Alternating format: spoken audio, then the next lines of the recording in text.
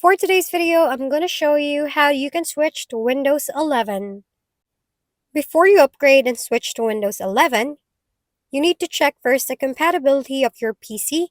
If it supports the Windows 11, then open a website by Microsoft, or you can simply search for this website. Now you can see here the system requirement for Windows 11, but you can also use your PC Health Check app. Once you finish checking the compatibility, click the Start button below or the Windows icon.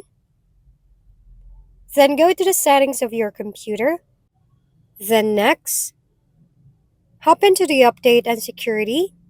Then click on the Windows Update and select Check for Updates.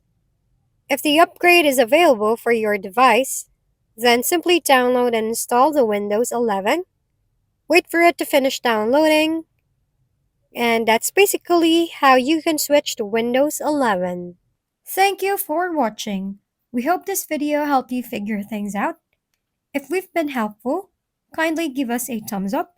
And don't forget to hit the subscribe and bell button for more contents.